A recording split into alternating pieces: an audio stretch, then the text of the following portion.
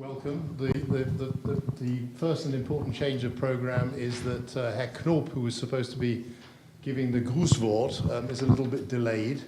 So Frau Turski-Hartmann is going to give us the Grußwort instead. And maybe I should say right up front that this is going to be recorded on YouTube, for one, and for two, Frau Turski-Hartmann makes little videos. So if anyone is unhappy about being photographed or being recorded on YouTube, he or she must leave right now. But in particular, if anyone doesn't want to be included in a small video, which would be included on Instagram or other social media, please put up his or her hand. Otherwise, Frau Turski-Hartmann will feel totally free in making all kinds of little photos and videos. Is that right? Right. Okay, well, I'd like to hand over to Frau Turski-Hartmann from the Frankfurter PresseClub to do the Grußwort. Ja, herzlich willkommen im Frankfurter PresseClub. Ich muss meinen Vizepräsidenten entschuldigen. Ich weiß nicht, ob er im Stau steht oder so. Er ist immer sehr pünktlich, also es tut mir sehr leid. Ich bin Beauftragte des Vorstands und wir haben diese Veranstaltung heute zusammen im Frankfurter PresseClub mit der Deutsch-Britischen Gesellschaft hier in unseren Räumen. Ich habe mich sehr gefreut. Ich mache es jetzt auf Deutsch. Mein Englisch ist nicht so gut. Und ich habe mich sehr gefreut, als Herr Gehrig uns gefragt hat, ob wir Interesse haben an einer Veranstaltung mit Ihnen, mit Herrn Kampfner, und dass Sie als Präsident begrüßen und beziehungsweise die Moderation machen, und habe gesagt, ja, wir machen das sofort, weil ich glaube, das ist eine sehr gute Kooperation. Die Deutsch-Britische Gesellschaft ist ja öfters hier im Haus vom Frankfurter PresseClub. Wenn Sie Interesse haben, wir vermieten auch unsere Räume. Wir machen hier nicht nur Veranstaltungen, wir haben auch ein paar Flyer ausgelegt, was wir sonst so hier machen. Aber heute Abend gehört die Bühne Herrn Jeffcoat und Herrn Kampfner, und ich freue mich sehr, dass Sie da sind. Herzlich willkommen im Frankfurter PresseClub.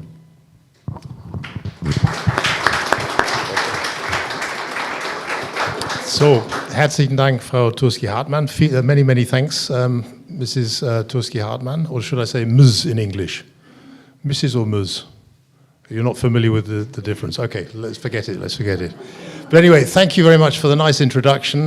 Without any preparation time, that's very good.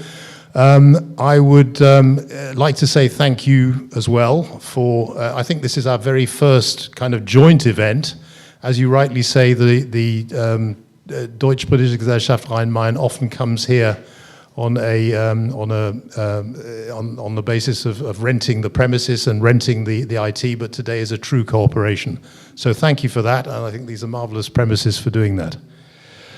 Okay, so today, John Kampfner is going to talk to us mainly about Berlin, but not only about Berlin. Let me just say a few words of introduction. You may have all read the information which we circulated, but John is a well-known author, broadcaster, and foreign affairs correspondent. He was born in the UK, but has lived for long stretches in Germany. He'll come to one of those stretches in the context of his Berlin experience. And in fact, he is now also mainly based in Berlin, has been here for a couple of years, and will be staying for, I'm not quite how long, but you'll probably tell us that as well. So John has written on British politics for the Financial Times and the BBC. He was also, very distinguished, at one stage editor of the new Statesman. He is a regular TV and radio pundit, has made numerous documentaries, and recently he's written articles which have appeared in the international press, so in The Guardian, for example, but also in Spiegel, articles in connection with what's happening in German politics right now, and particularly on the question of whether Germany has got new elan, a new kind of energy to go forward, to get out of the sort of trough that it's been in for the last year or two. He also circulates a Substack, that's to say he on a weekly, or I think now fortnightly basis, he sends a collection of all of his pieces of journalism to people who signed up to the circulation list. So if anyone is interested in that, we could certainly send the contact details. In addition, John is an experienced author. He's written, in the past, 6 books. One which went down very well in the UK was Blair's Wars, Tony Blair that is. He's going to be talking today mainly about book number 7, which is about Berlin.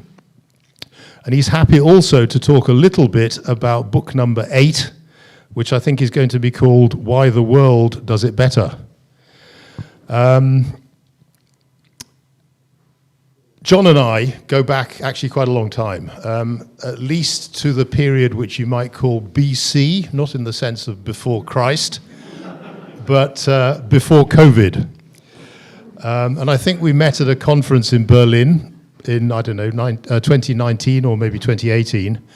But anyway, John Zoom presented to the DBG Rhein-Main on his book, Why the Germans Do It Better, which was his 6th book, incidentally, and John will certainly talk about that a little bit in the context of his presentation this evening.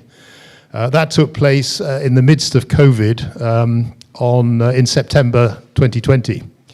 And I also had the privilege of attending a publication talk on his Berlin book at the British Embassy in Berlin it must have been November 2023. So it's a particular pleasure for me to welcome John here this evening, and I'm also very interested to hear what he has to say. John, the floor is yours. Thank you.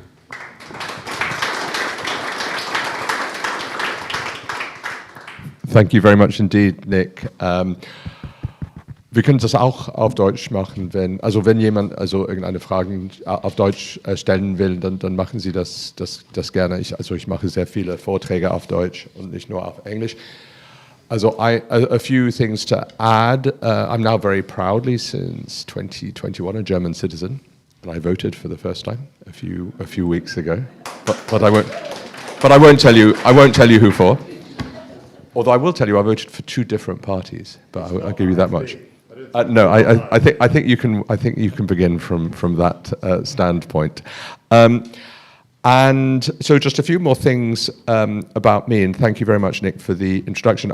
So my Germany history it's a complicated one, but in professional terms, it started in the mid-1980s when I was a young Praktikant for Reuters news agency in Bonn, when it was the Hauptstadt. And from there, I was sent directly to Berlin by my new employers, the Daily Telegraph newspaper.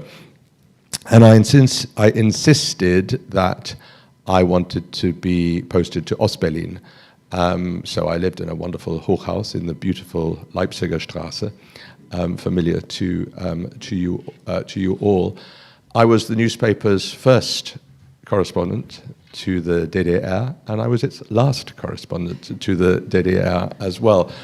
I was there for 2 years. I saw, ich war dabei, ich habe alles miterlebt, and a lot of that still stays in my mind now, and I do think a lot of that history is still relevant to today for reasons that I will explain, particularly to people who were not old enough to live through it. Just one little anecdote before I go further.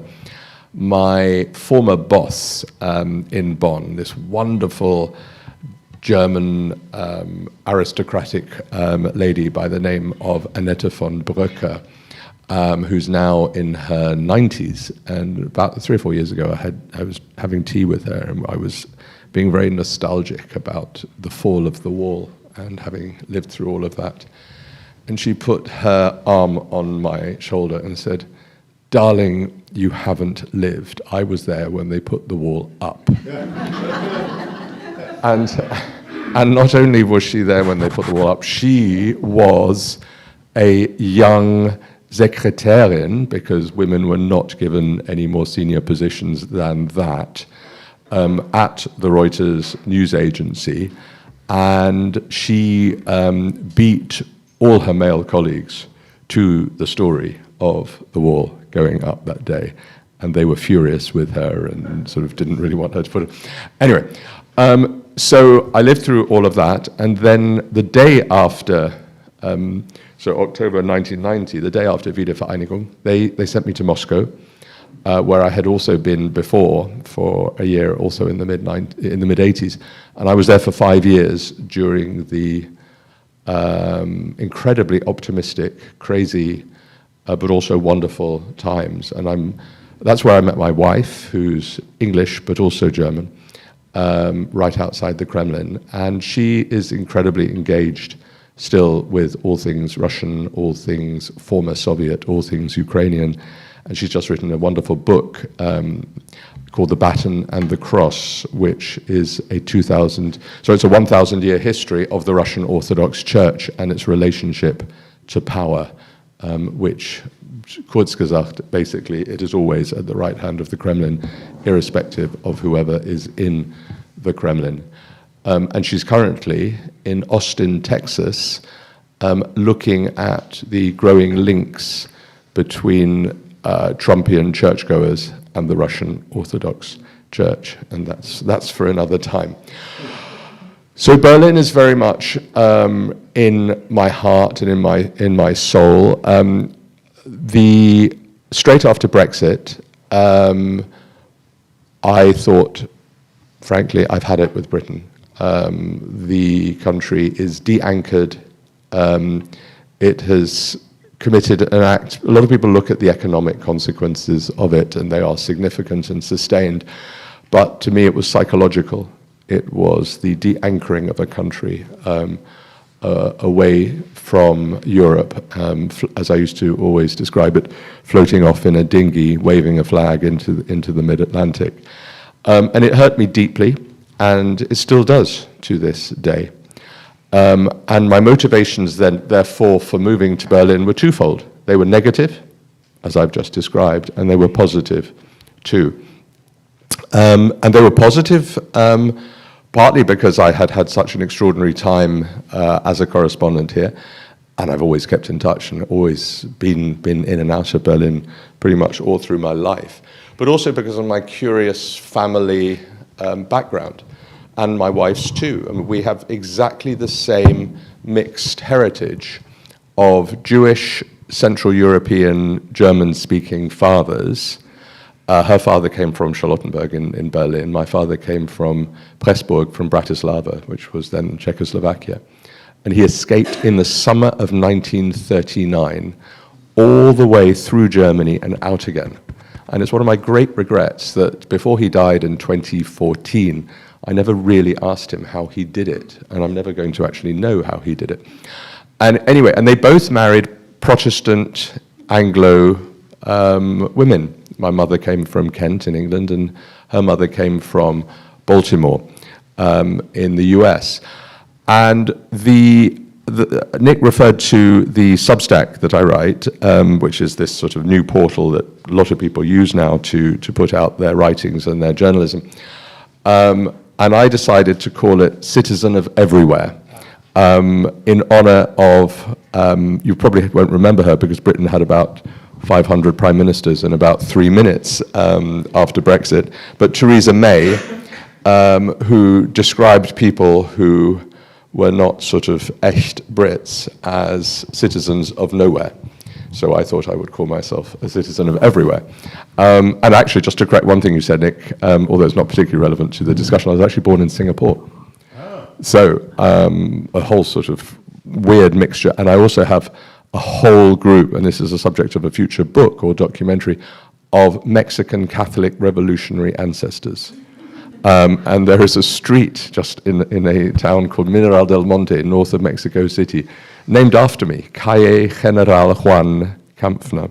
So, and I'm literally descended from this revolutionary general who we think is the son of a German engineer who went from Hanover to Mexico via Cornwall. Work that one out. I told you I'd be a citizen of everywhere. So, to my book. I always thought that Citizen of Everywhere was also a reference to that thing in the Weekend Financial Times.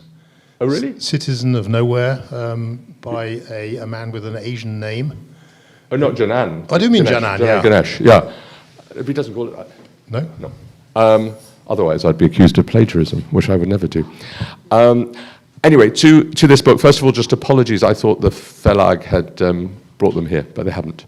So if you haven't, and if you have any desire to read it, you can get it at any good, German bookshop that does books in English. And I'm still annoyed that I haven't got a German publisher for it. But it sells very well in Germany in English. Or you can, if you don't mind these things, you can get it on Amazon.de or anywhere else. So to the book. I was writing Why the Germans Do It Better, and I will talk about that thesis. And we then all got caught by the pandemic, and I was in Berlin a lot of the time, and of course it was very difficult to meet people and to do things in an easy way. And I thought, right, I'm going to write another book, which is going to be my personal relationship, my biography, but mainly a history of Berlin, an esoteric, a quixotic history of Berlin through my own eyes. And the best way to get it going is literally to walk every street. And that is, not every street, but I mean, there are very few parts of Berlin, even parts of Brandenburg, the Speckgürtel, that I haven't been to and engaged with.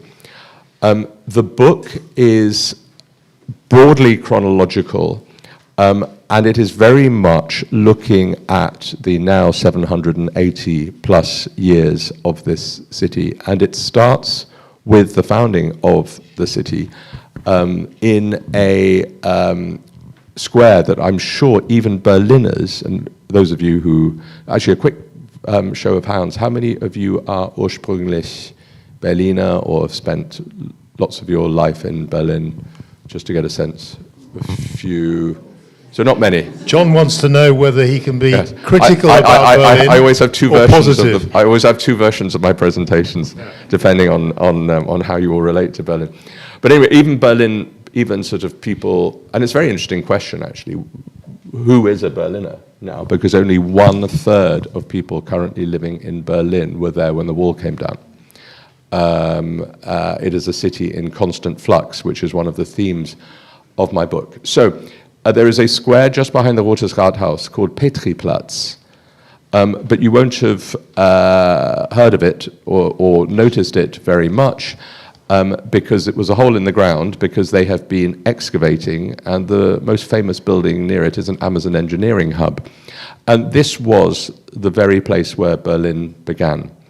And this wonderful archaeologist, somebody I've got to know very well at the time of researching the book and since, called Claudia Melisch, was responsible for the excavating of this site. And archaeology is a fascinating subject, particularly for a newbie like me, and I only really understood how vital it has been in the last 20 or 30 years in Berlin.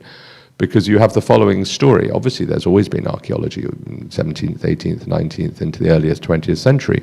But in terms of modern techniques of archaeology, and DNA verification and stuff, that is all post-war. So Berlin is very badly damaged, pretty much destroyed at the end of World War II. It is divided. Most of the major historical sites are in Mitte, which is in Ostberlin. It's in the DDR, which takes a deliberately anti-historical view and a view about Fortschritt and only looking to the future, but also just very, very quickly needs to rebuild incredibly, incredibly quickly.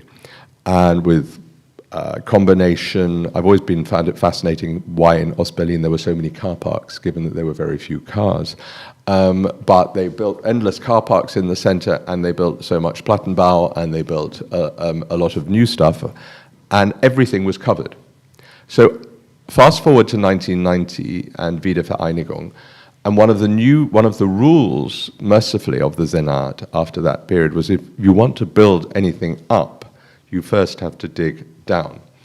And so a huge splurge of archaeology was taking place then. And in this particular site in Petriplatz, and I was with her at some of this thing, they were finding new bones and new skeletons and new skulls and remains of Berliners well before the original 1237 founding ascribed to Pastor Simeon. And everybody remembers 1987 and the 750th, where West Berlin had its own thing and Ost-Berlin had its own thing. And basically, the whole history of Berlin is fake. It did not begin then. It began 40, 50, 60 years earlier. Some of the bones are actually attributed to people who came from the territory that is now Albania. How come? It's not clear. So what is completely fascinating is, and this is one of the extraordinary sort of things about Berlin, is that the history is still being discovered. It is still, there is no sense, I always think about Berlin, that it's there, it's established. You look at London, you look at Paris, you look at Vienna even, much more aesthetic cities, particularly Paris and Vienna. But you get a sense that history is there, it's been done, it's been made. And in Berlin, in so many ways, it is still being made and it is still being discovered. So that the early era of Berlin, I find absolutely fascinating. I write a lot about it. We then move on. Then I move on chronologically to the medieval period, to the 30 Years' War, which to a British reader is a subject of almost complete ignorance because it didn't happen on the island.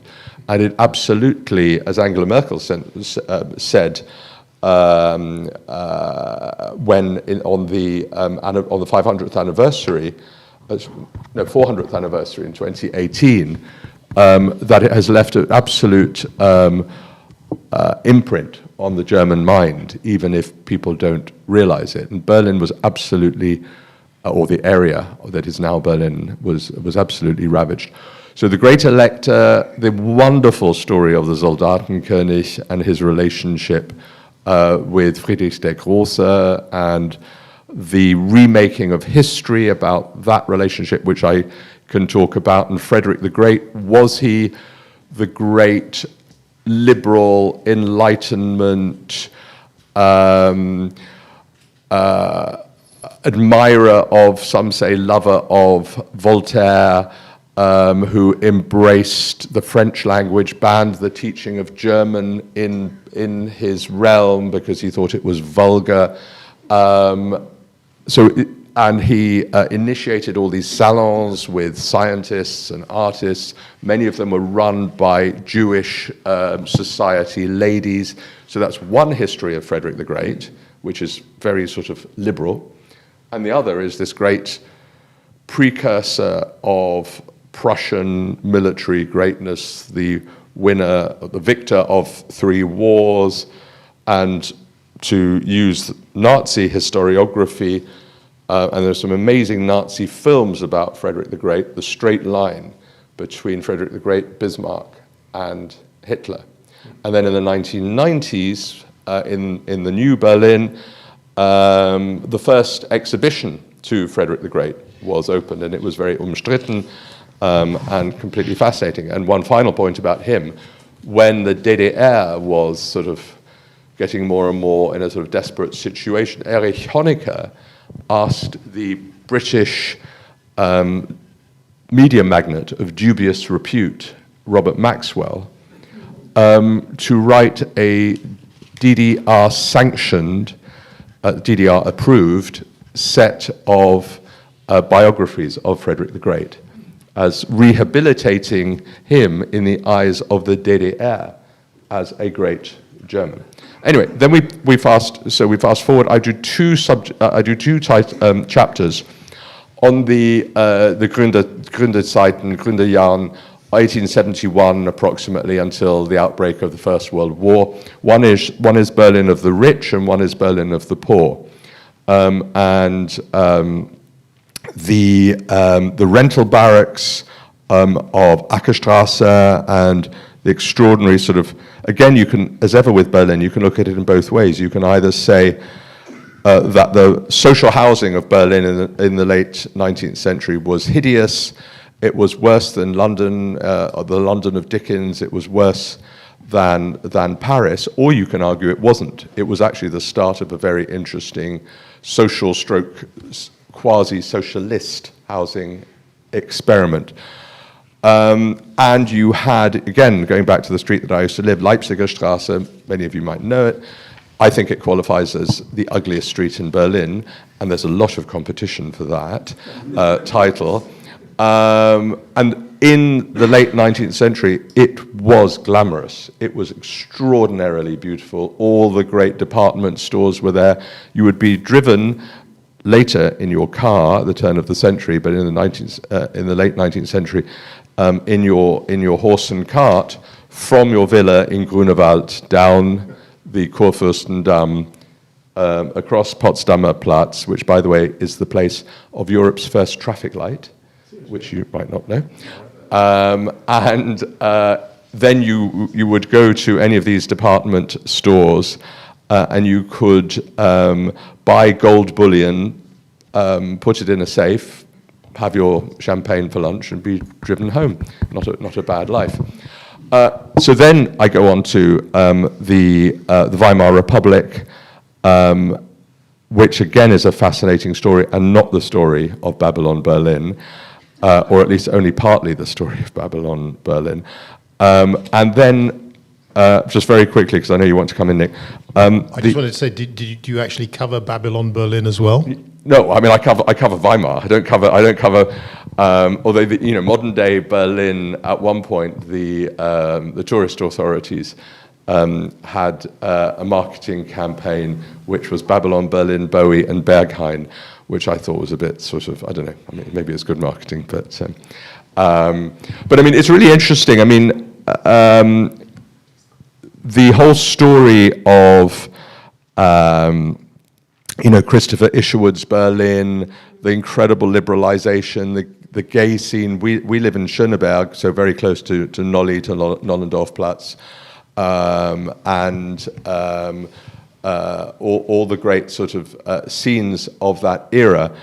And again, all the two sides of the coin are present. It was the city of extraordinary tolerance and openness to pretty much anything, in a way that England, you would still be in, Oscar Wilde, you would still be jailed for any gay sex or sexual activity or displays in public. That would be the case pretty much across Europe and across Germany, but not in Berlin. Is that right? Yeah, so Berlin was very different. And Berlin's relationship to the rest of Germany is an endlessly fascinating story.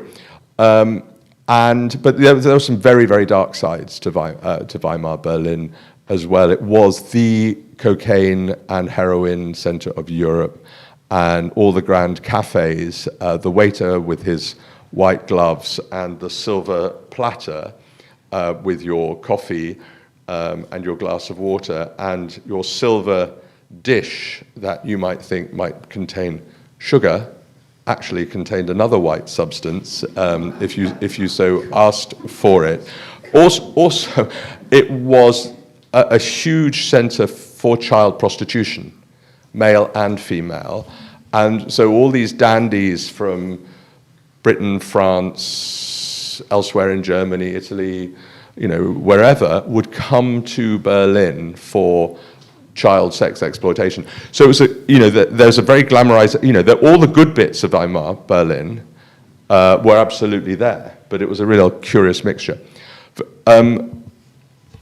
I'll leave out the Nazi period for a second in order to come back to it. I do two chapters on Ost-Berlin and West Berlin and how they developed.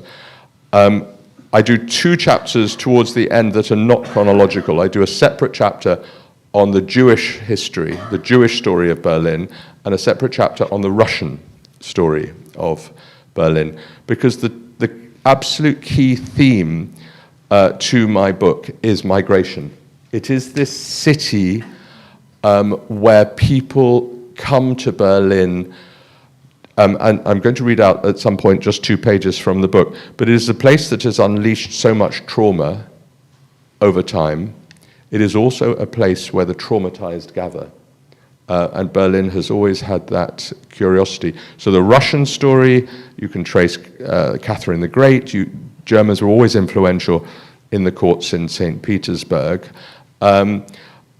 Russians have always been influential in Germany, particularly in Berlin. After 1917 revolution, 300,000 Russians in Berlin of all descriptions, monarchists, allies of the Tsar, and revolutionaries, dozens of Russian newspapers, publishing houses, famously the tram stop in Charlottenburg, he would shout Charlottengrad, and it was that sense, and it's been playing out in this Ukraine war period now, which I can talk about if people want. The Jewish history is so much more multifarious than simply the Holocaust and the Nazi era.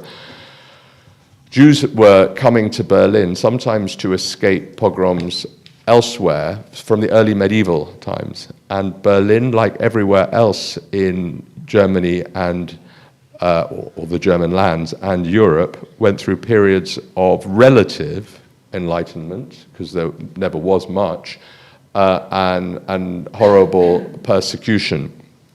But when the Neue Synagoge, the one in Oranienburger Straße, the one with the beautiful Moorish dome on top, was consecrated in the 1860s, it was the hottest ticket in town.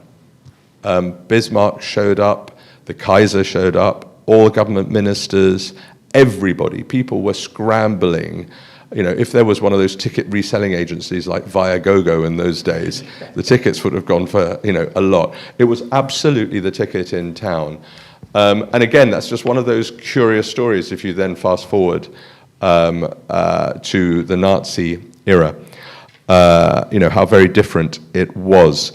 Just a final thought on the Nazi era. I thought, oh my goodness, how am I going to do this?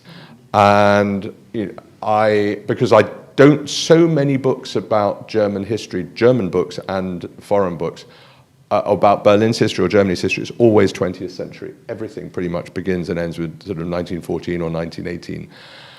And I wanted this book to be an equal span. At the same time, I didn't want to belittle anything. And I have been to pretty much, you know, a lot of concentration camps. I've been to, I don't think there is a monument to the Holocaust that I have not, and to other Nazi horrors that I have not visited in Berlin and outside Berlin myself. So I thought I want to do the story of those 12 years through memorialization.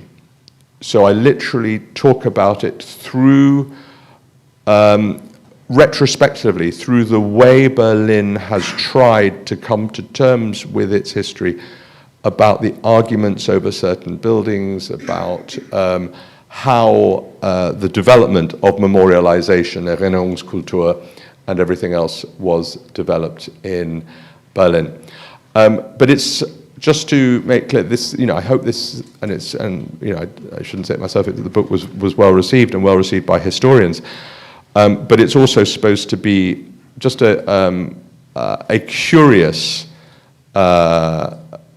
love affair with this city. And Nick, if you just permit me, and then I will be quiet, I promise you. I will read you 2 pages from the introduction. And you're going to have to answer a lot of questions. All right, I know, but you want to say something, I'm sure. I'll just read a couple of pages from it, and we'll go from there. Berlin is a place where traumas are unleashed. It is also where the traumatized gather. The city's scars are a source of inspiration and a testament to the power of reinvention. Berlin is a laboratory. Even people who have spent brief periods in the city feel it is part of their lives. For much of its existence, Berlin has been dismissed as ugly, uncultured, and extreme. After the fall of the wall, it was expected to become more normal. Startup entrepreneurs from around the world have been making it their home, providing the first significant economic activity for a long time. Gentrifying Germans from the south, Schwaben, whether or not they are from, have arrived, supposedly bringing with them bourgeois respectability. Yet Berlin is still a mess. It cannot run its own elections properly, well, the last one was all right, and often fails to provide basic services, and at the moment it's permanently on strike. You can't get a death certificate, you can't get a birth certificate, people complain. It's grubby and often abrupt. It's a hodgepodge of architecture and a city planning nightmare. It is one of Europe's most sparsely inhabited capitals, and yet it suffers one of its most acute housing shortages. For decades, its standard of living has been below the national average. Not anymore, but not by much.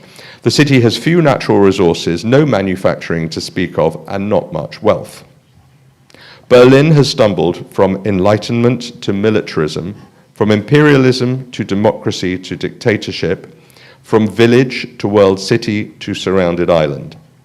It has been a trading post, military barracks, a center of science and learning, industrial powerhouse, a hotbed of self-indulgence and sex, and control center for the worst experiment in horror known to man.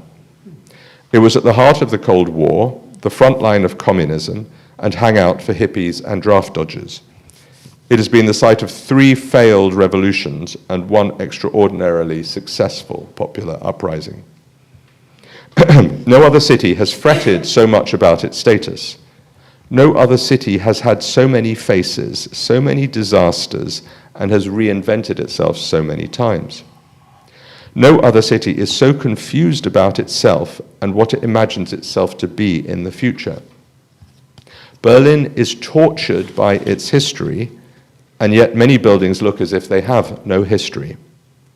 Each site, almost each paving stone, has lived many lives, each era superimposing itself on the one before. Each plague, each fire, each war, each act of destruction and self-destruction requires it to start again. Berlin is a place you project yourself onto, says David Chipperfield, the British architect who has left his stamp on the city with his reimagining of the Neues Museum and the Neue Nationalgalerie. Berlin is not really there. It's an idea. It's been a Prussian idea of a metropolis, a Nazi idea, an Allied idea, an East German communist idea, and more recently, a young people's idea. It's not a completed masterpiece, but a canvas on which different generations have painted. Berlin's shortfalls, this is me again, are tangible. It is unloved by those who fail to understand it. Its draw is more ephemeral and harder to identify. But, and I'll end it here, when you get Berlin, it seeps into your skin. Excellent.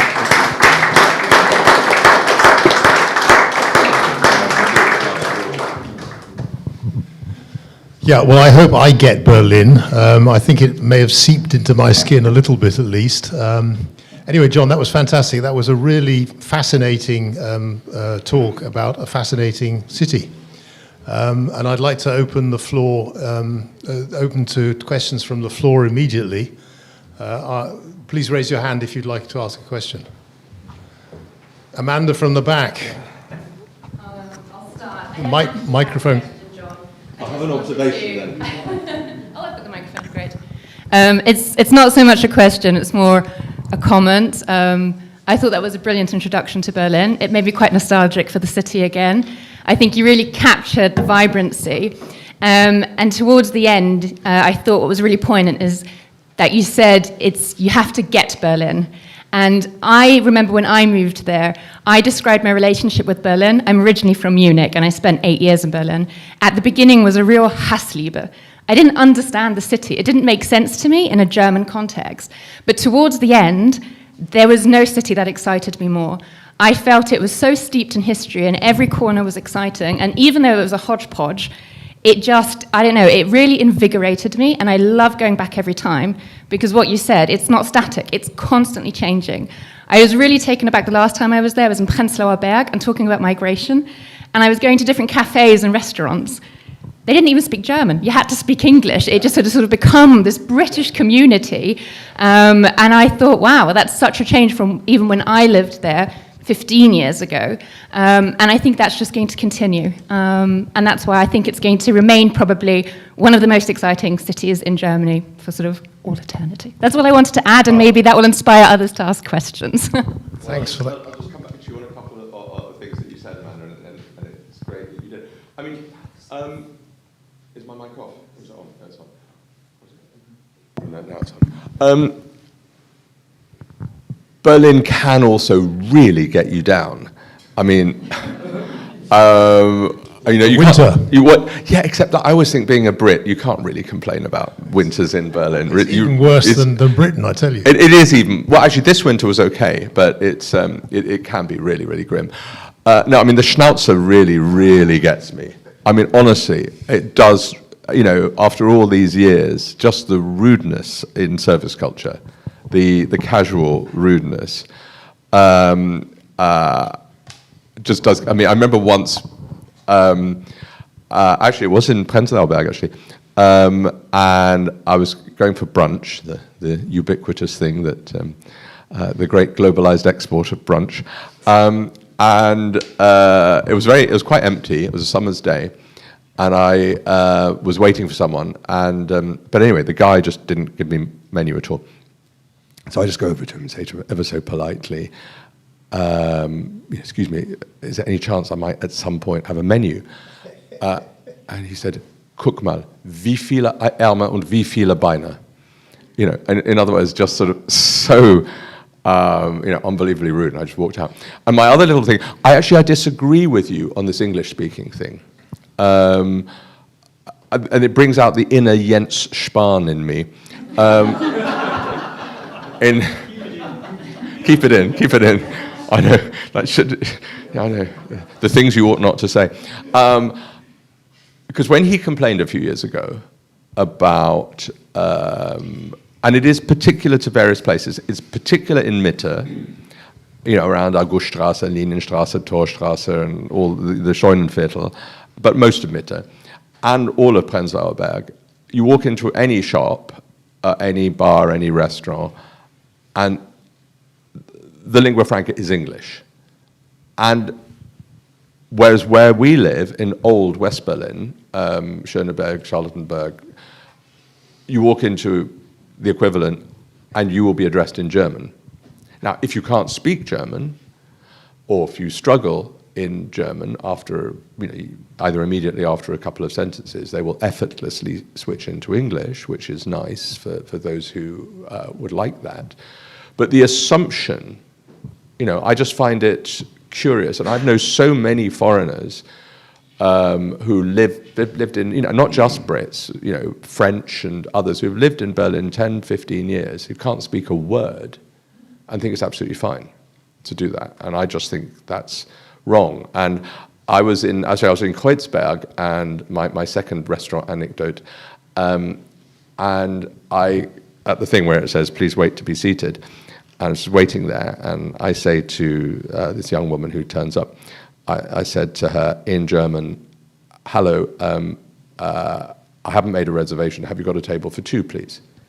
To which she responds to me in perfect South London vernacular, can't you bloody well speak English? At which point I get all Spanian. And I just go, look, it's one thing for you not to be able to speak the language of the country, and it's quite another for you to feel so bloody proud of it. And I just walk out. Anyway, that's my little rant over. But I think if you go to Berlin looking for aesthetics, I think you'll be depressed from. There are probably 4 or 5 nice squares in all of Berlin. I happen to live on one, Victoria Louise Platz. There's Kollwitzplatz, there's Savignyplatz, there's Camiselplatz. There's some beautiful pockets, but it is, in my opinion, and I know some Berliners usually kind of squirm when I say it is, because the place was bloody well bombed. So what do you expect? But it is a spectacularly ugly city, and. Good. So I think I'll give you the microphone. I think I'll give you the microphone next, and I won't say any more. No, I will actually take the microphone next Okay. because Berlin is so multifaceted. On the question of languages, you say that in old Berlin, including Charlottenburg, you normally get addressed in German. Well, my wife and I we were in Berlin for a long weekend not long ago. We went to a sushi restaurant near Savignyplatz, and we were treated very, very nicely by very attractive young Ukrainian women who spoke only English and hadn't learned German yet. So, I mean, you get everything in Berlin, is what I'm saying. No, I mean, I think if you've just arrived, Yeah. then it's absolutely fine. Yeah. But you should say, "I'm sorry, I don't speak German. Yeah. Can you speak English to me?" I think that's absolutely fine. Yeah. Whereas these days, of course, now when you go into a restaurant as the customer, you should say first up, "Do you mind if I speak English?" I mean, you Sorry, or wouldn't, do you you mind wouldn't if I get away speak with German that in rather? Paris or in any French Yeah. city. So who's the next question? Do you actually have a question as well? Come on. Oh, sorry. Okay. So thank you very much for your presentation. I'm glad being here. I just arrived from Berlin accidentally on Monday. I visited a lot of streets by taking the bus through Neukölln and Kreuzberg and Schöneberg and so on and so on. So I don't think that Berlin is ugly. So that's one statement. I would like to know whether you wrote about the early history of Berlin, because there was a lot of, there were dumps, there was water, and Polish people contributed to building the city, so to speak. Do you speak about this? Yeah. I would like to know. And then about the role of the Calvinists who were so much welcomed by the rulers there at that time. So it's a very important decade also, but maybe you didn't have enough space. And the last point, I visited an exhibition in the Gedenkstätte, Widerstand, Resistance Against Hitler and so on, Nazi, on Sunday. So this was also quite an interesting experience. It's in Stauffenbergstraße, right next to the Ministry of Defense. So there are so many highlights, and also Neukölln. To discover this is so funny, interesting, and very sad story. Last point, the airport. There are so many problems. I wrote it in the papers because they have to pay so high fees. So the planes prefer to not use the Schöneberg. Schöneberg? No, the Berlin airport, new airport. So thank you very much. Thank you for mentioning the point.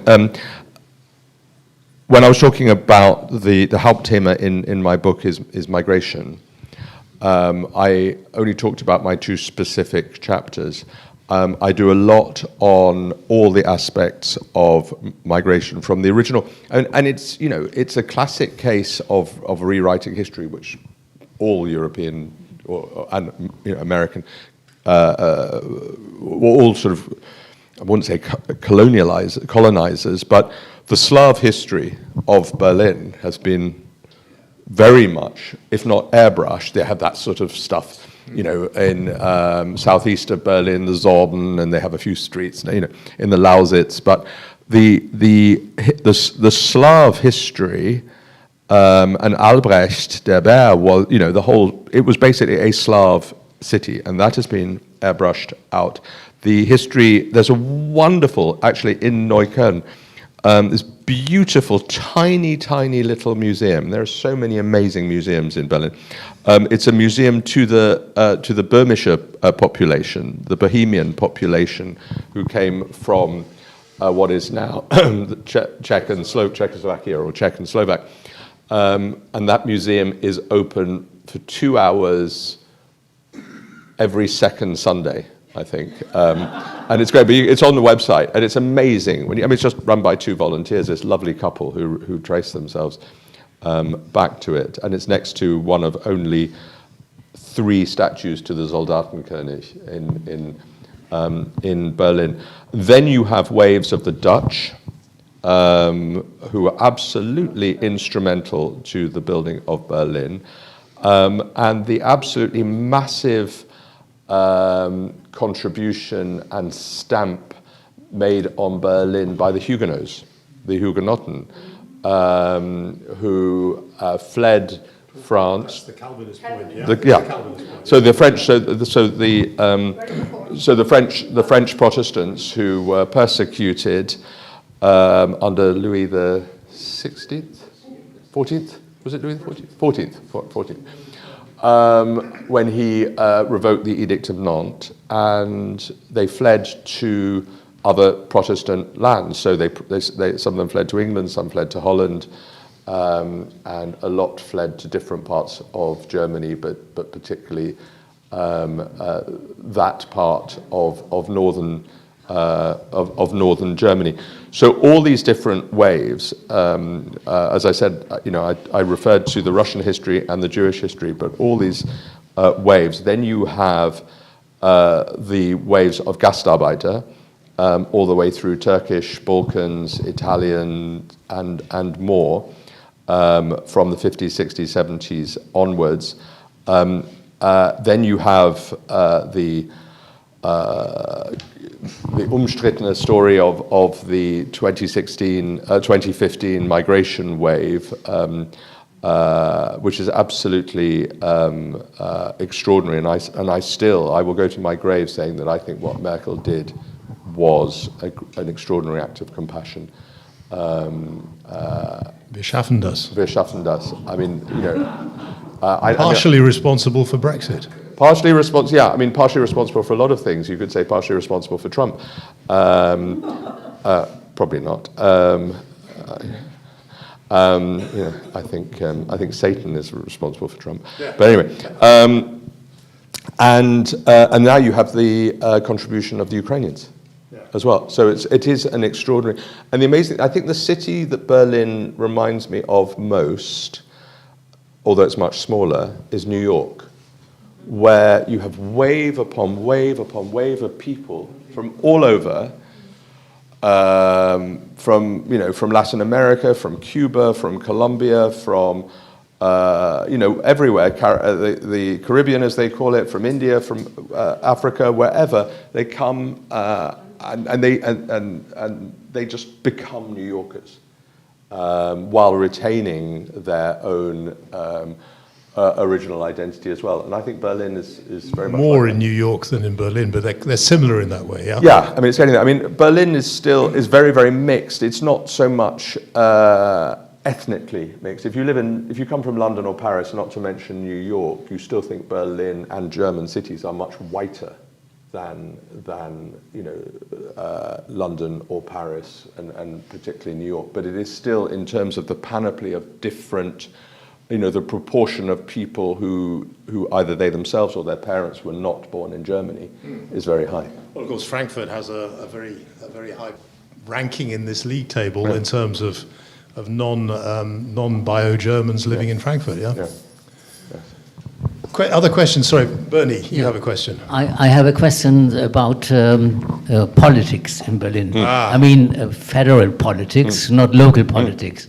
The politicians came from Bonn and then to Berlin, so the question is, how did they change Berlin, and how did Berlin change politics by the special local environment? And you wrote a book, number 6, Why the Germans Do It Better. The question is, do they still do it better? Obviously, as you are going to write a book, the world does it better, so you don't think that the Germans do it better, and maybe the world will the better place to be.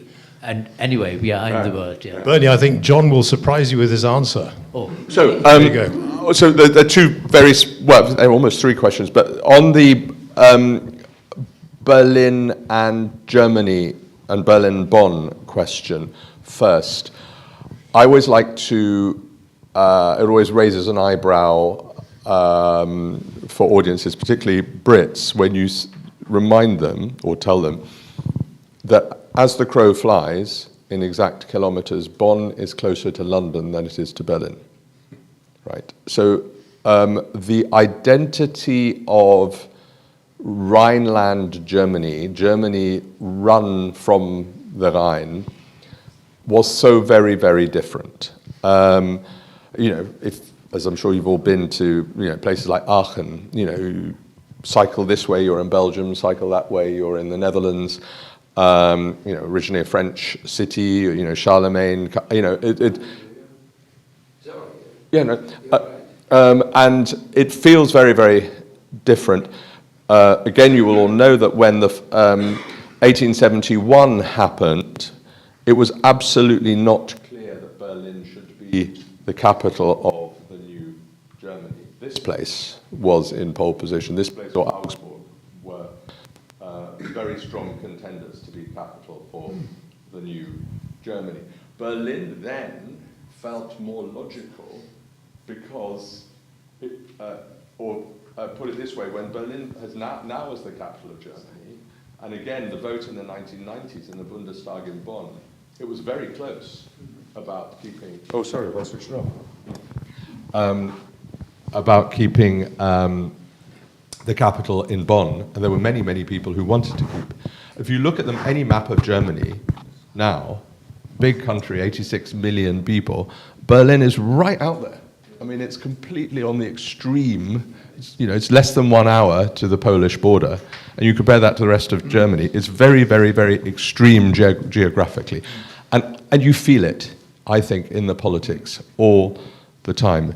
I've written a lot about Putin and the Russia threat, and I feel in Berlin, you feel very much that what happens in Poland, what happens in Belarus, what happens in Russia, not to mention, is so important. And it's obviously important here and important in Bonn and in sort of Stuttgart and Munich and wherever, but it feels very, very close in Berlin. Frontier territory almost being in Berlin. And then you throw in the whole history of division and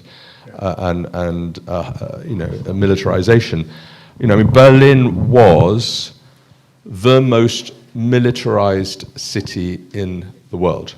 It wasn't the most militarized place. That was the line of control in Korea, and still is. But it was the most militarized city in the world until 1989, in that period. And I still think some of the tensions are playing out. And sort of lovely gemütlich Bonn just feels very, very different. My final chapter, by the way, is called Fear of the Normal, and it's basically looking at this perennial question that Berliners always pose, which is the city becoming too normal for its own good? Is it just becoming like any other place? Is it becoming too sort of bourgeois and sort of, and the prices in Berlin are, it's now the third most expensive German city, if I'm correct, after Hamburg and Munich. And I used to always say that, up to 10 years ago, rents and other things in Berlin were about 1/3 of London prices. They're now about 3/4, I would say. It's getting close, it's getting there. Now, is that a good or a bad? Obviously nobody wants price rises, but is the normalization of Berlin a good thing or a bad thing? Well, that just depends on who you ask and who you want. And there are so many Germans who are just moved to Berlin who just want the place to function well and be normal, but still have its edge, because Berlin's sort of culture scene, music scene, and its edge is its unique selling point, which isn't just an emotional point; it's also an economic point. It makes money for the city by being edgy. And that's an important part of the mix. To your wider question, I think Bernie was most interested in why the Germans. Yeah. Why the Germans, and is it still the case? Why the Germans? I would recommend to you a piece I've just written 2 days ago for Der Spiegel, which answers which seeks to answer. On the 21st of March. Yeah, seeks to answer your. 5 Jahren habe ich einen Bestseller geschrieben, warum Deutschland es besser macht. War mein Schwärmen als Brite naiv? Nur Deutschland kann es schaffen. Ja, so, that's the Überschrift. Und das habe ich selber auf Deutsch geschrieben, which I was quite happy with. I mean, when I wrote it, and it came out in the middle of the pandemic, Britain was on its. As I say, half the book should be read as a cry of despair about my country as it was then. You know, I was at the same university and the same newspaper as Boris Johnson, and when I was covering revolutions in Russia, he was inventing stories about straight bananas, right? I mean, the guy is a buffoon, a fool, a clown, and a disgrace to Britain. And he did the country irreparable harm. And that's, I'm being polite. Now, I feel very differently about Britain since July the 4th last year. And actually, Rishi Sunak was trying from a really difficult inheritance to improve things, but it was just the air had gone out of the balloon, and it was very difficult for him. Keir Starmer is struggling. Things are quite difficult in so many ways, but I just simply divide my politics between grown-ups and children, and he is a grown-up trying to operate in a very difficult situation. And I think his attempts now, and I'll come back to Germany, his attempts to form this coalition of the willing with Macron, and I hope Merz is going to be central to that, Tusk is part of that, is a very good thing. And this new Europe, this new, more flexible Europe that is emerging, I think is the way ahead. And you know, I'm pleased that I don't feel that sense of rage that I felt about my country before. So it allows me to see Germany in a different light. I mean, there's so much to say, and my whole book was about that, and I've done so much journalism about my thesis. I remember even in 2020 when I wrote it, doing a live interview on Deutschlandfunk, and it's a very nice interviewer said to me, "Ja, aber wie können Sie so etwas schreiben?" You know, in other words, you know, I find German self-criticism a great positive attribute. I find German Selbstgeißelung, you know, self-flagellation, a real problem. You know, I found Scholz's leadership to be terrible.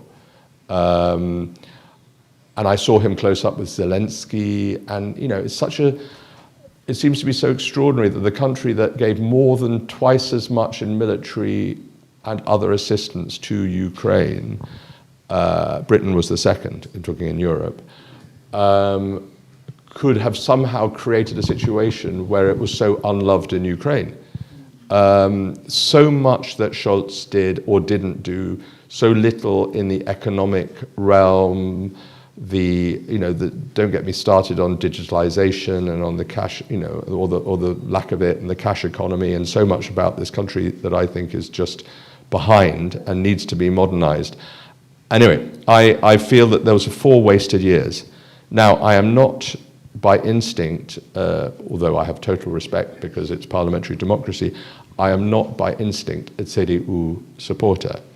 However, I feel that immediately after what J.D. Vance did in Munich, Merz has really stepped up, and I think what has happened in the last few weeks with the Schuldenbremse and with the Sondervermögen and everything else, both for defense, and I'm an absolute hawk when it comes to defense. I think countries need to step up and need to defend themselves and need to be able to use military action if they need to in defense of a good cause, and in infrastructure. I'm optimistic. I mean, Merz is a curious person. He is socially, you know, inept. Yeah. I mean, he's acerbic. He's difficult. Somebody said he's got a woman problem. I countered by saying he's got a people problem. You know, he's. However, I think. You know, it's a tough, rough, really horrible world out there at the moment, and I think my personal view is that Germany needs a tough, rough leader. And therefore, that was the thesis of my last piece. And I just think the way that and I was really struck, you may not have followed it, by a speech that Lars Klingbeil gave in the Bundestag last week, in which he said, es ist unsere verdammte Pflicht to vote through these changes. And I just feel that coalition building and this sense of responsibility and sobriety in German politics is a very strong thing, and I hope we'll see it through this next era. I don't know if it's a very sort of long question. It's very, it's a question that requires a very long answer, and that was a long answer, but it could have been much longer. Let's give Merz a chance, because as you say, Keir Starmer is not in a great position, and Macron is a bit of a, frankly speaking, there are no French in the audience, a bit of a lame duck, I think. Frau Tuski-Hartmann, ja. Ich würde es aber in Deutsch sagen. Ich wollte gerne was ergänzen, weil ich habe in Berlin gearbeitet, 98 bis 2002 in der Pressestelle für Müntefering und Schröder. Das erste, weil der Umzug war ja erst 98 von Bonn nach Berlin. Und das erste, was die Bonner mitgebracht haben, war eine Kneipe, die hieß Ständige Vertretung, wo man sich in Berlin abends traf. Und das war wie in Bonn, um eben diesen Spirit zu behalten. Ich habe allerdings auch mitbekommen, damals unter Schröder, eines der ersten Gesetze war das Gesetz zur Entschädigung der Zwangsarbeiter. Und da hat Rot-Grün doch sehr große Pflöcke eingeschlagen. Dann kamen aber andere Sachen wie BSE-Skandal und dann auch Mazedonien, und Scharping ging dann irgendwann baden. Da werden sich einige dran erinnern. Aber auch Joschka Fischer und ja, Kosovo. Ja, genau. Das war auch alles in der Zeit, und dann auch 9/11, und wir haben halt gelernt, dass es nicht so gemütlich war wie in Bonn früher, sondern das Tagesgeschäft war am Anfang auch durch Digitalisierung und internationale Geschichten und Globalisierung und gleichzeitig auch viele Arbeitslose.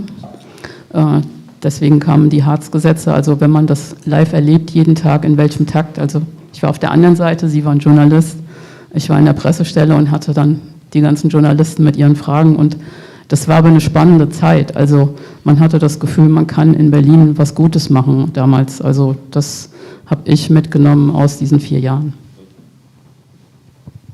Vielen Dank. Any other questions? If not, I have... Sorry. Well, where do you see the future of Berlin? Yes, good question. Good question. Do you mean political, economic, As a city. social, philosophical? As a city, because you know Where is Berlin heading? Yeah, absolutely, yeah. It's a really good question. I mean, to this quote normalization unquote agenda, I think it will just gradually, slowly become more. It is a city that has been, not always, but for a lot of its time, really badly run. Which I don't think helps anybody. The old joke used to be, to get your car registered, it's quicker to drive it to Hamburg. I've just had to change my. This is actually not just a Berlin thing. It's a sort of yammern about Germany and its digitization failure. You still receive letters from. You get some. I've just had to change my driver's license, fine. I have to go to some Bürgeramt somewhere in Fehrbelliner Platz. I did that was fine. And then she said, oh, you'll get a letter in 8 weeks about your next appointment. A letter. In the country I used to call the Clown Island, everything is by email. It's click, click, click. And it's done. You don't have to queue up and this and a No faxes. No faxes. It is so. That's not just a Berlin thing, although it is particularly bad in Berlin. Yeah. It is just the bureaucratic hurdles here are just disastrous. This new book, which I'm not going to call Why the World Does It Better anymore. I'm actually going to call it a survivor's guide. I'm looking at 10 countries in the world that do things well. everywhere from Taiwan, where you can be seen by a specialist in 20 minutes walking into a hospital. I mean, unbelievable. To Morocco's embrace of wind and solar is extraordinary. More predictably, I look at Finland's education system, but also Estonia's digitization. Every single thing you can do in your life, including getting married, getting divorced, and dying, and being born, can be done digitally. I mean, not the act. Not the act thereof, Digitally, not the act thereof, but everything. Literally every single 5,000 government services, and you own your own data. And and you own the access to your data, and if anybody has snooped on your data, there's a ping on your phone, and that person can go to prison. It is an amazing system, because obviously when your entire life, all your medical records, everything is online. There are huge privacy, confidentiality questions. But there are some extraordinary ways of, and they only did it because the Russians basically brought the country to a standstill in 2007. And the entire Estonian cloud has a backup in Luxembourg. Don't know why they chose Luxembourg, but anyway, they did. Anyway, and the amazing thing about this digitization is that Estonians spend far less time online than anybody else. They're much more likely to be walking in the forest or having a nice meal or doing something, because everything is so quick. And everything happens just when you want it to happen. And they didn't do this because they're somehow better. They did this because A, they thought it was an act of resilience, and it was an act of, you know, emancipation for citizens. Why should I give up 2 hours to go to some Bürgeramt somewhere? I mean, why should I? It's an insult to me. I'm a citizen. I have my rights. You have your rights. You should be able to go ping, ping, ping, ping, ping. Thank you very much. They should be grateful to you. They've given you your passport. You provided the necessary material. End of story. I can't remember what your question was. Yeah. Future. So, so on the future, I would like it to be more organized, more efficient, and everything else. And I would like it to retain its Schnauzer. Not necessarily. Retain a bit of its Schnauzer, half of its Schnauzer. Half the Schnauzer, yeah. Retain its cool. I genuinely don't understand the housing problems in Berlin. I just don't understand it, because it is a hugely underpopulated city. The population of Berlin now, even with all its growth, is still lower than 1939. And so what is it these days, 2.5 million? 3.7. It's that, okay, well. Why it is still so small, and compared to a global city, that 3.7 is tiny, right? And why it has such an acute housing shortage, I don't understand. I think once that is sorted, assuming it is sorted, which just basically means building more, then hopefully, because a city that trades on being cool, that involves artists and young people, and if they are priced out of the city, then that has a negative effect. But I am on a constant annual basis, and I do it year by year, persuading my wife to stay in Berlin. So far, we're succeeding. I mean, I love it. I wouldn't go anywhere else. So I hope the housing problem is not solved by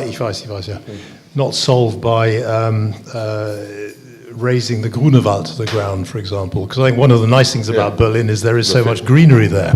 Yeah, well, the big battle, which has been a battle for the last 15, 20 years, is Tempelhof. And I mean, it's extraordinary, massive airport. In land size bigger than Monaco, and there's no housing on it. And the famous story, you can literally do anything there. And a man was spotted walking his sheep there one day. I mean, it is the most in the middle of a city to have this, and I'm completely divided about it. On the one hand, it is an incredibly unique, amazing thing. How many other cities in the world could have this incredible space where people just hang out. On the other hand, it's incredibly extravagant for a city like that, yeah. Dr. Stefan has a very piercing question for you, because all of his questions are piercing. Also stellen Sie das auf Deutsch. Auf Deutsch. Muss ich das einstellen? Ich will nur einen kurzen Kommentar machen. Ich gehöre zur älteren Generation und musste am letzten Sonntag ein UK-Visum beantragen. Und dann musste ich auch ein Foto von mir machen und von meinem Pass machen und das downloaden oder uploaden, ich weiß nicht, was es war. Konnte ich natürlich nicht. Also die alte Generation kann nur mit Digitalisierung überhaupt nicht leben. Die 80-Jährigen. Hat jeder einen Laptop? Ja, okay. Ja, aber you were talking. Ja, genau. Aber warum braucht man ein UK-Visum? Ne? You shouldn't need to have a UK visum, of course. I know. I've tried. I have asked him. I've advised him twice on all of this, and him being Starmer? Yeah. Yeah, okay. I mean, he just doesn't want to go into any discussion, literally any discussion, about the EU as about relations with the EU as an institution. Because Brexit is still such a toxic issue, or the relationship with the EU is still so politically dangerous. Is that what you mean? Well, I mean, if you look at the state of European and not to mention American politics now, where the far right and the alt-right are either in power or close to power everywhere, it is not beyond the realms of possibility that the next general election in Britain would be won by Nigel Farage. It is not impossible. And just to make you even, I was wanting to cheer everybody up. I'm doing the opposite.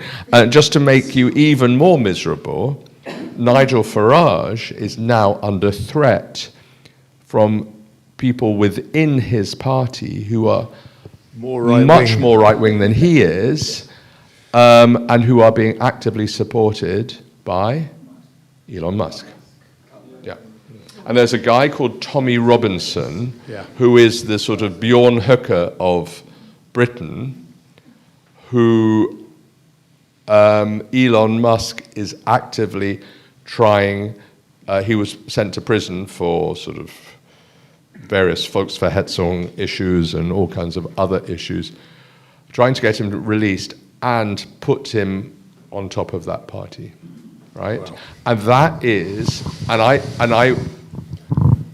can see Starmer's concerns. I also think, and this is my criticism of Scholz, that I think mainstream, we're getting a bit meta here, so I'll stop, but I think mainstream politics doesn't defeat populists by being scared, by never doing anything, by saying, we can't do this, we can't do that, we can't do this, we can't do that, by always trimming, by always looking over your shoulder. I think there is a prouder, louder type of moderate centrist politics, which is my kind of politics, but you need to fight for that politics. You can't spend your whole time being scared of the enemy within and the enemy without, which is Trump and Putin and all their people, that they support, who are trying to undermine our democracy. But I think that is why Starmer just thinks, oh my God, European Union, EU, Brexit, I can't go there, I can't touch it. But let's try to have better relations in little pockets. In careful ways. In careful ways. And again, a bit like the other question about Tempelhof, I can see it from both. I can see it from both sides. From Sissi.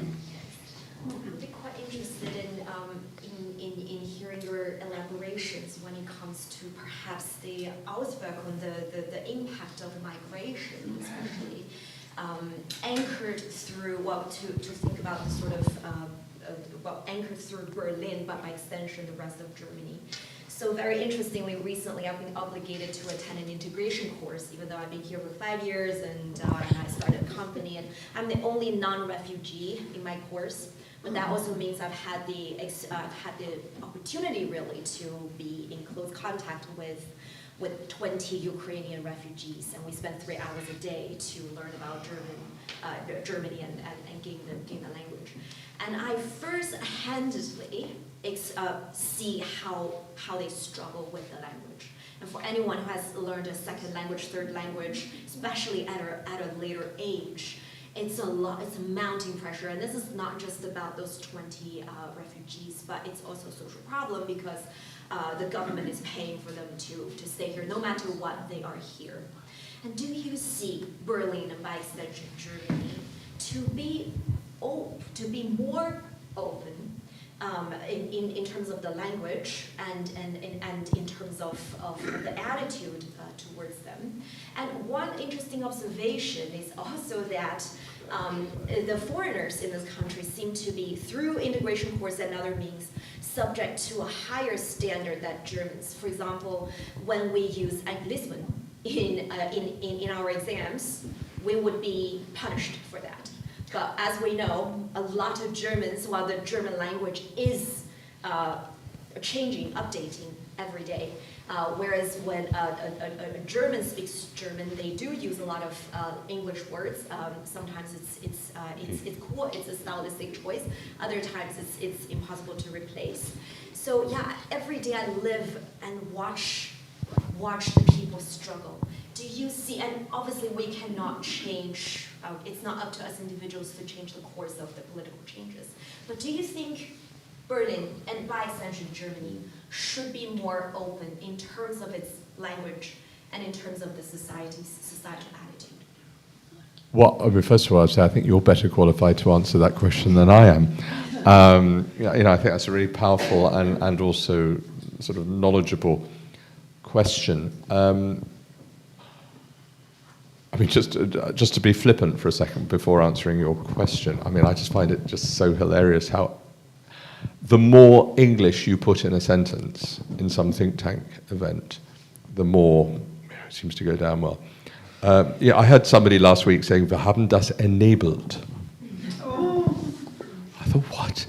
And, all the usual things about, hast du das gedownloaded? Ich habe dich gefollowed. Yeah, geliked, gefollowed, nicht gefolgt, geliked, gefollowed. And what was the other thing? I mean, it's literally everything. Everything is like, it's just like this sort of total sort of anglicization of the language for show. I mean, back to just briefly. I mean, I think there's a bigger answer to your question than simply language. I mean, my points before about using German in Berlin using English rather than German, is not related to do you get your der, die, and das wrong, which I do all the time, or do you, instead of, you say dir instead of dich, or dich instead of dir, or making grammatical mistakes. That's for me. That's not the issue at all. It's as much about effort as it is about result. And the older you are, there's lots of reasons why one might find learning a language harder than something else. The older you are, the harder it is to learn any language, and obviously, depending on your general education and your sort of linguistic, how much have you been exposed to generally in life, and all kinds of other issues, maybe around your health, or all kinds of situations. There's all kinds of things that would influence that decision. I mean, my wife, who's a foreign correspondent, was doing about 10 or 15 years ago. No, it must have been longer. It was after the Balkans War, and there were all these Balkan refugees who ended up in Iceland, and they were being taught Icelandic. Serbo-Croat into Icelandic. I thought that's That's a really interesting. And they were taking their lessons very seriously, but it's really kind of quite. I mean, there's a wider. I mean, my new book, which is looking at best practice in these different countries, the hardest chapter and the one I keep on changing is the one on migration, and I've been focusing on Canada, which has such a fascinating story to tell about migration. Briefly put, it is a country, like many countries, that is economically dependent on new citizens for its survival. Not even, as Germany arguably will be. And so I'm going to come to Germany, and I mean, I could bore you with all the demographic stats. Japan's about to lose a quarter of its population, and Japan, it's from 120 million to 90 million. The aging of it's about to have its 500,000th centenarian, right? I mean, the whole demographics, you know, certain Asian countries, Japan and South Korea, Italy, Germany, and the countries which have the highest proportion of migrants, not new migrants, but migrants going back several generations, are the countries where the population decline is the slowest, in other words, the least problematic. They are the United States, UK, and France, because first and second generation migrant populations tend to, I'm generalizing hugely, tend to have more kids. That's also why the Frankfurt population is growing, of course, as well. Yeah, right. Sorry, interrupting. The politics of migration are going in this way. The economics of migration are going completely in the other direction. And no politician has the courage to, and it's become so, and so my conclusion on, so Canada, I mean, it's all changing now because of Trump and so Canadians have, but basically the Liberals and Justin Trudeau was forced to resign largely because of migration, because a policy that had huge amounts of public buy-in, suddenly everybody became very anti. The reason they became anti was not because somehow overnight they became racist or xenophobic or whatever. It's that Trudeau decided to double what they call the number of permanent residence places they give. That's planned migration, that's not refugees. He just decided on the back of a piece of paper to double the number for, I can't remember if it was 2023 or 2024.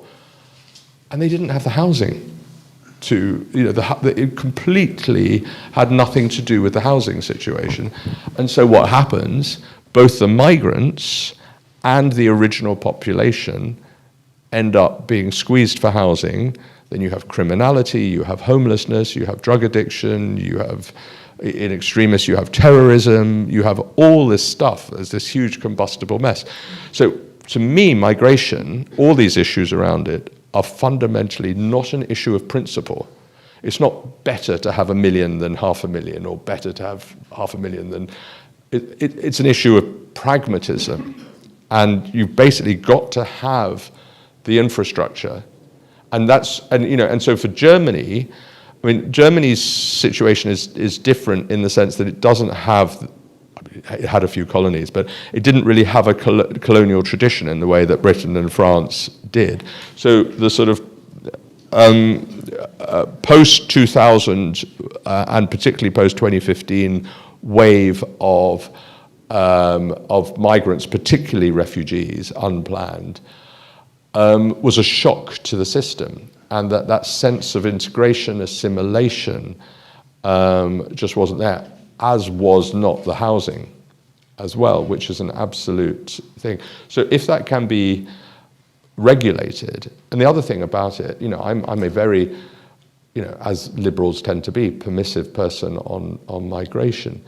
But if the system has broken down, if somebody is rejected and they can't find the person and they can't remove the person, then credibility in the system falls down. And, you know, there isn't a country, apart from maybe North Korea, where nobody is allowed in. Even then, I'm sure a few people are. So there's no country where nobody is allowed in, and there's no country where everybody is allowed in. So it's then just a matter, in my view, of dealing with it. I think Germany is, what happened in 2015 was obviously a shock to the system, but over time, I think, with good administration and just assimilation, just time, I think it will become, a more harmonious, multi-ethnic population. John, I think we've run out of time. Right. I've talked too much. No, absolutely fascinating stuff, and you know so much. Yeah, not just about Berlin and Germany, but the whole world and politics and economics, etc. It's really fascinating stuff. But I will ask the last question, and I'd like you to give us a very short answer. I'd like you to tell us where you were on the evening and night of the 9th of the 11th, 1989, and what are your lasting and personal memories of that evening and that night? So I was, at the start of the evening, I was in Leipzig, because everybody thought it was all going to happen there, the Nikolaikirche.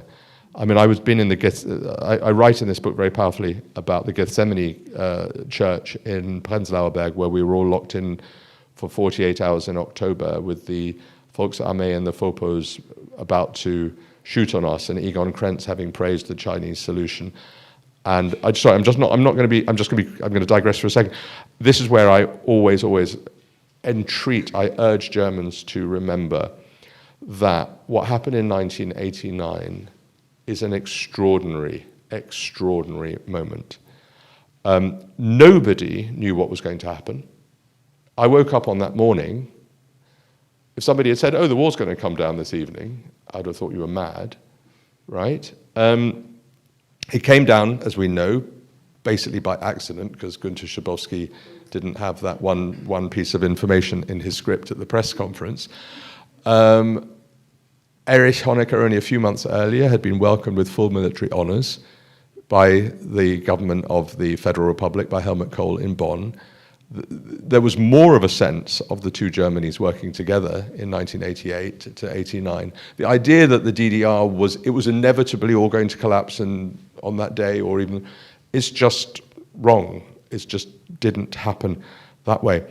And the fact that when it did happen, not a single shot was fired, and that the most militarized city in the world eventually unified. One can always say, yes, they did things wrong, the Treuhand over-privatized, there were arrogant Besserwessis, there were all this stuff that happened. Of course, human nature is such that people act stupidly, act arrogantly, mistakes are made. Factories were closed that didn't need to be closed. All kinds of wrong decisions were made. Aber anything could have happened. You could have had a global massacre that night in Berlin. You could have had a world war. You could have had anything. I'm not exaggerating. Anything could have happened. And it is a great Gorbachev and others, but it's also the German people and people of Berlin who I think are just enormously you should give yourselves all a slap on the back. What happened to me, so I got back about 9 o'clock, went straight to the Brandenburg Gate, and was filing away mad. This was before internet time, before mobile phones. I couldn't get back to my flat in the Leipziger Straße because, I didn't want to. But I had to write a story. So I just walked across Checkpoint Charlie, which was, you could do that on that night, amazingly. And I ended up in just the first place I could find, which was a little sort of Döner Laden. And I said to the woman, "Please, can I just use your phone?" And she said, "Yeah, all right." So I phoned. In those old days, you could do, what was it called? Transfer charge calling, calling, right?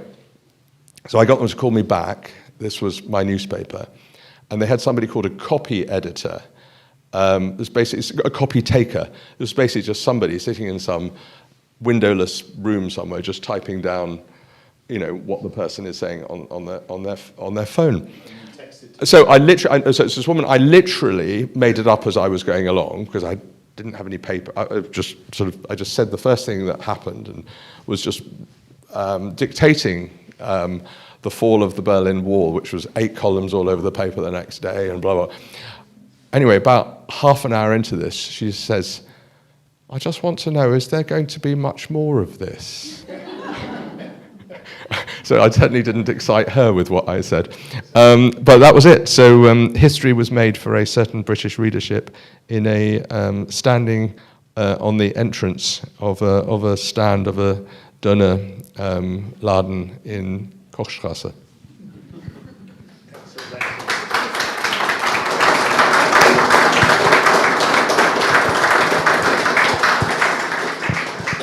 Well, I was about to suggest that everyone give a round of applause to John, but we've had the round of applause. I have 2 housekeeping matters. Sorry, thanks from me as well. It was absolutely brilliant. Very, very good. 2 housekeeping matters from the Deutsch-Britischen Gesellschaft Rhein-Main perspective. The first one is that our next talk will take place here on the 24th of April, and it'll be a talk on European security in the second Trump regime. So that could be quite interesting, and it'll be another joint event, not with the FPC this time, but with the Europa Union, which is very well known to Aaron, obviously, Klaus Klipp, and it's also in connection with something called, I think, European Network UK. So these are people based in the UK who are trying to do an exit from Brexit, if I can use that kind of speak. Anyway, 24th of April, and the invitations will go out in the next 10 days or so. The other point of housekeeping is we don't have an opportunity today to get signed copies of John's books, either Why the Germans Do It or Berlin, or indeed, what's it going to be? Survivor's Guide. So my very strong recommendation is that you must come back next time when the Survivor's Guide is ready with all 3 books, in large quantities, so that you can sign them and sell them to us, okay? I'll do that. So thanks for attending, everybody, and thank you. Just say a quick housekeeping thing. Yeah. That I'm on the Vorstand of the Deutsch-Britische Gesellschaft in Berlin, the national Vorstand, and very proud to be so. And if anybody isn't in the Deutsch-Britische Gesellschaft and would like to be, we would, either the Frankfurt branch or the national branch, I don't, how it works, be very delighted. I didn't say you could mark it for DBG Berlin. This is completely out of the question. So DBG Frankfurt. So, yes, okay. So join it, and be part of it. And thank you to the DBG, and thank you to the PresseClub. Thank you very much indeed. Ja, ich möchte mich hier